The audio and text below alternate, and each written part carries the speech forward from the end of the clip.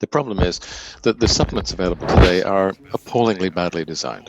Yeah, they will do certain very limited things like raise your levels of vitamin B6 or vitamin C, but guess what? All the clinical trials show they have no impact whatsoever. And the reason is that none of them currently available are able to reproduce the full spectrum of vitamins, trace elements, phytonutrients, and all the other things that have gone from the modern diet and that you need to replace in order to fine tune your metabolism and improve your health and then your life expectancy. This is the sort of diet that a mid Victorian would have eaten. And they would have eaten huge amounts. They were living at about anything between, let's say, 3 to 4,000 calories for women, 3 to 7,000 calories for men, and they were eating huge amounts of fruits and vegetables and many other foods besides. Now, if I were to take all of the phytonutrient, vitamin, and mineral content of such a diet and put it into a single pill, I doubt you'd be able to swallow it because really there's a lot of things there that you actually need to ensure you optimize your chances of health. So, what we have done is to, using some very, very clever formulation work, we have taken a very comprehensive and very intensive micro and phytonutrient replacement program, and we've broken it down and subdivided into a 4 tablets a day regime. So let me quickly go through what these tablets actually contain. It's like a multi-story car park or an office block because it comes in a whole series of different levels. And we have as a foundation the same vitamins and minerals that other people put into their whole product. So to begin with, it looks fairly recognizable, I think. Here you'll see all the vitamins and all the elements, all the trace elements, and it's comprehensive. This is what you would find in a typical commercial multivitamin and multimineral. Although there are some exceptions, because as you can see here, in terms of the K vitamins, we use not only K1, which most commercial products use, but we add K2 as well, which has distinct advantages and health benefits of its own. So, yep, we start off with a standard vitamin and mineral tablet. We go better than that in a couple of key areas, but this, if you look over at the graphic on the right, is just the foundation. Then we start to build on top of that. On the ground floor, vitamin E, but not vitamin E as you know it. Commercial complexes usually use D-alpha tocopherol. What many people don't know is that this is incomplete. There are actually 8 different forms of vitamin E. Specifically, there are 4 tocopherols and 4 tocotrienols. Not so well known, some of these other versions of vitamin E, but they have very distinct functions of their own. I'm not an expert in vitamin E, although I know quite a lot about it, but I speak to the people who are experts, and they will explain to you that the different versions of vitamin E all have slightly different functions in the body. They partition to slightly different areas of the body, and they work together, like the members of a chamber orchestra. So some of these forms of vitamin E are very, very good at preventing lipid peroxidation. Others are good at helping to repair damaged cell membranes, and yet others are capable of inducing apoptosis and other good things in damaged cells. And this is something that we most definitely are interested in. Now we're moving on to the first floor. Don't forget the foundations and the first and the ground floor are there. We're continuing to add to it. Here in the first floor, we've added a range of xanthophylls and carotenoids. So beta carotene is there, which I think everyone is familiar with. Less familiar, alpha carotene, which you find in such foods as apricots. Very interesting properties, which the regulatory system will not allow me to describe to you, but they are extremely important for your health and well-being. So we add a pinch of vitamin of alpha carotene. Zeaxanthin and lutein. These are compounds which you can extract from various foods, such as avocado. They have a very important role to play in maintaining the health and the integrity of the retina. And so this is very, very important for the continuation of eye health. Lycopene, which is the bright red pigment that you find in, for example, tomatoes or watermelon, a very potent antioxidant and with a variety of health benefits which are expressed in, for example, the prostate, the breast, and the gastrointestinal tract. Finally, a little pinch of coenzyme Q10 there.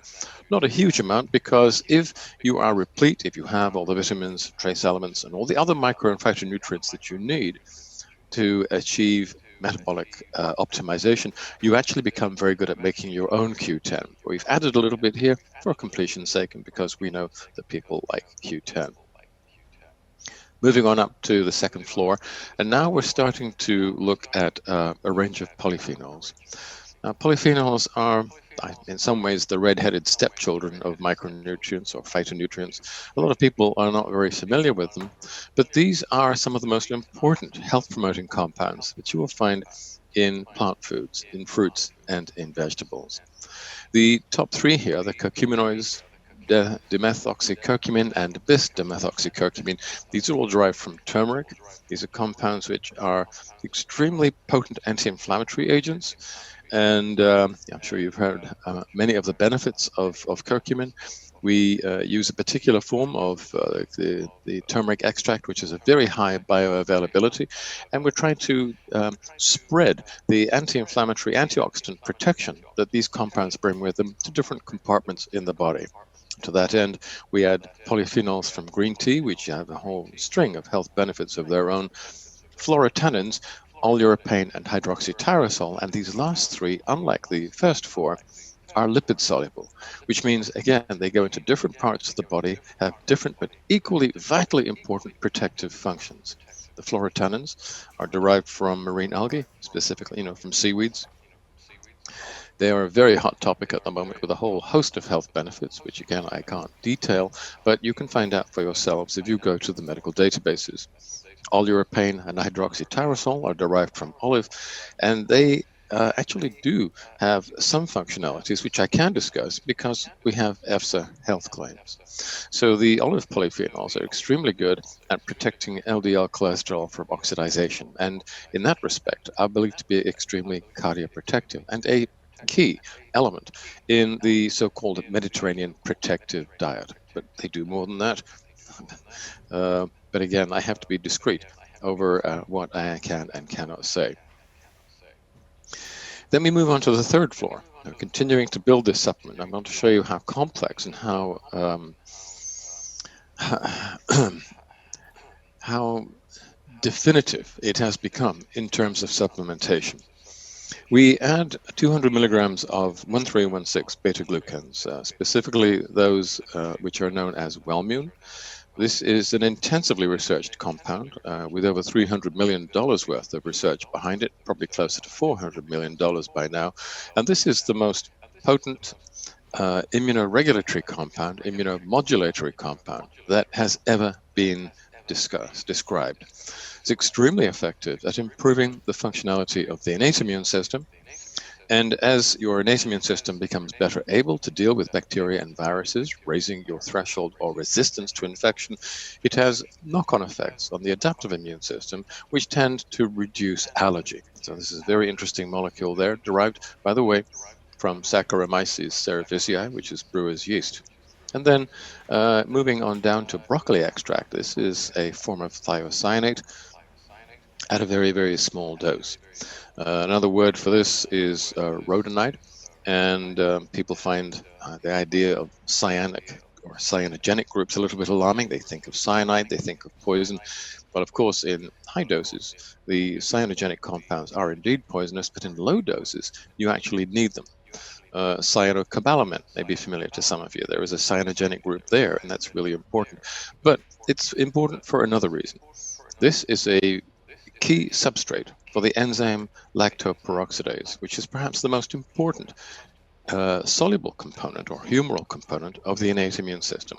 Lactoperoxidase is an enzyme that protects against infection in the eyes, ears, nose, throat, respiratory tract, and various other parts of the body, but it cannot work unless it has some of these cyanogenic groupings.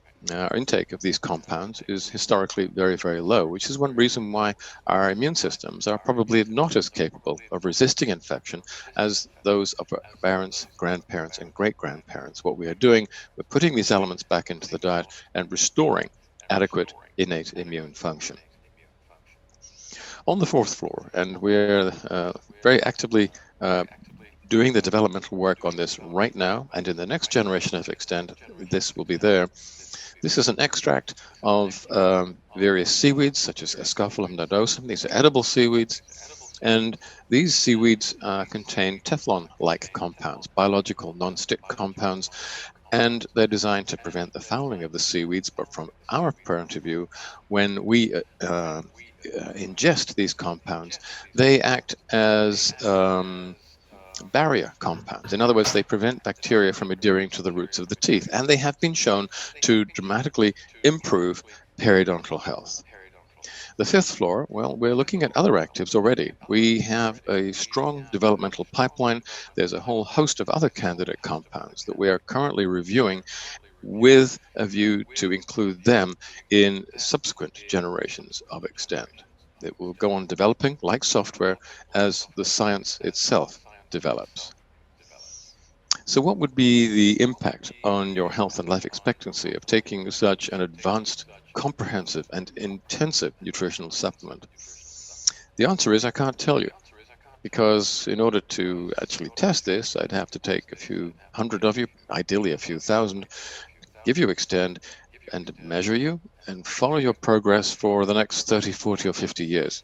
Well, I probably wouldn't be around to see the end result, and it would be prohibitively expensive. So in practical terms, we tend to do this kind of research using species with shorter lifespans, such as mice.